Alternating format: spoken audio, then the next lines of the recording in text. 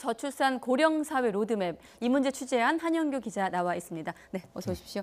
자, 오늘 저출산 고령사회위원회가 열렸잖아요. 네. 이 자리에서 이제 대책이 수정된 건데 기존의 정책과 가장 많이 바뀐 점은 어떤 점인가요? 네, 그 기존의 출산 정책은 출산율을 목표를 제시하고 그 출산을 장려하는 정책을 펴왔습니다. 예. 그 구체적으로 보면 2020년까지 합계 출산율, 그러니까 여성 한 명이 평생 낳을 것으로 기대되는 아이의 숫자를 합한 합계 출산율 1.5명을 달성하겠다는 것이었습니다. 네. 여러 가지 당근책을 제시하고 다양한 정책을 펴왔는데 그렇지만 실제 출산율은 계속 떨어졌습니다. 당근이 아니었던 얘기죠. 그렇죠. 예. 네, 그래서 정부의 정책이 효과를 전혀 보지 못했습니다.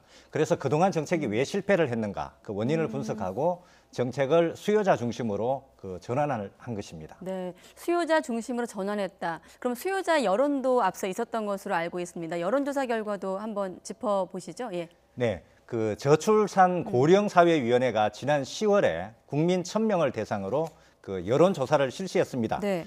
그 출산 정책을 기존의 출산 장려 정책에서 삶의 질 제고 정책으로 바꾸는 부분에 대해서 응답자의 93%가 찬성을 했습니다.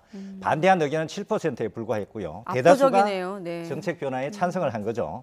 그 밖에도 그 우리 사회 전반적으로 아직 그 성평등이 이루어지지 않고 있다 하는 응답이 다수였고 결혼을 반드시 해야 하는가 하는 질문에는 40%만이 그렇다고 답변을 했습니다.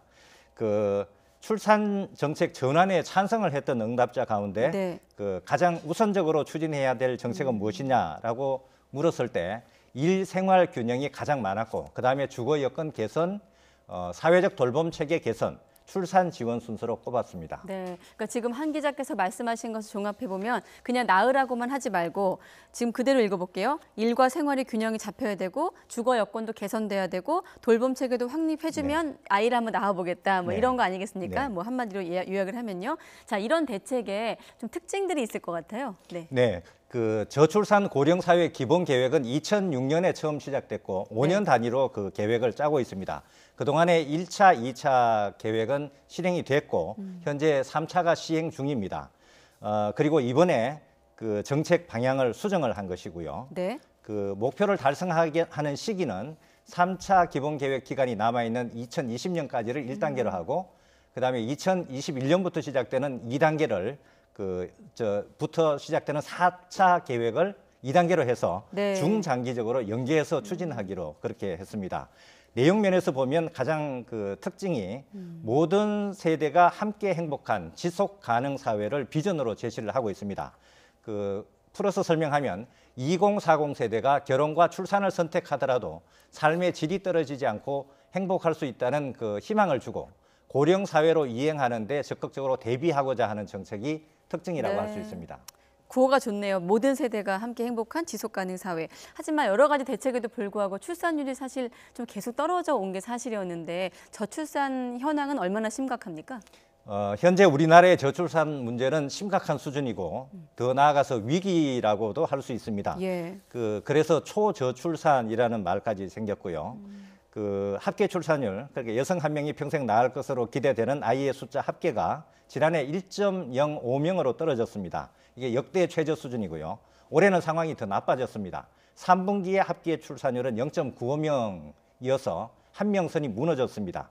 올해 연간으로도 그 합계 출산율이 이를 넘지 못할 것이다 하는 그런 우울한 전망까지 나오고 있습니다.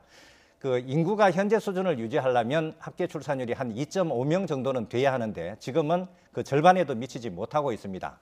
OECD 회원국하고 비교를 해보면 OECD 회원국 평균은 1.68명인데 우리나라는 그 절반 수준 거기에 훨씬 못 미치고 최하위 수준입니다.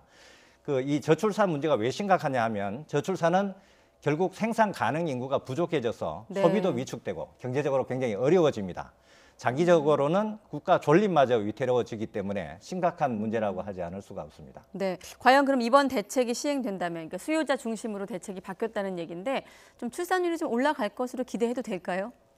근데 효과가 나타난다고 장담하기는 어려운 게 그 정확한 표현일 것 같습니다. 왜냐하면 다양한 정책을 제시하고 있지만 사실은 뜯어놓고 보면 백화점식 나열이 대부분이고 예. 국민들 피부에 와닿는 그런 눈에 띄는 새로운 대책을 찾기는 조금 어렵습니다. 또 하나는 대책을 시행하려면 상당히 많은 재원이 마련돼야 되는데 오늘 발표에서는 재원 대책 부분이 빠졌습니다. 내년 상반기에 국가재정전략회의를 거쳐야 재원 마련 대책이 구체적으로 세워집니다. 그 저출산 문제라는 것은 그 원인이 굉장히 복합적이고 예. 또 구조적인 성격을 갖고 있습니다. 그렇다 보니까 저출산 문제 해결이 결코 쉽지 않고 이런 특징이 있는데요. 다만 이번 정책 그 방향을 바꾼 것은 방향면에서는 굉장히 옳다고 할 수 있습니다. 네, 그 삶의 질을 개선하는 거니까요. 개선하는 것은 예. 실제로 국민들이 원하는 것이 그것이고 여론조사에서도 확인이 된 바 있습니다. 그렇긴 하지만 이번 대책이 출산, 육아, 보육, 뭐 주거, 노령 사회 대비 굉장히 다양한 내용을 망라하고 있기 때문에 과연 효과가 나타났는지 지켜보려면 짧게는 2, 3년, 길게는 한 10년 정도 지켜봐야 할 것 같습니다. 네, 해결이 쉽지 않아도 아무튼 고민은 계속해야 되는 대목이 아닌가 싶습니다. 네, 한영규 기자였습니다. 고맙습니다. 네.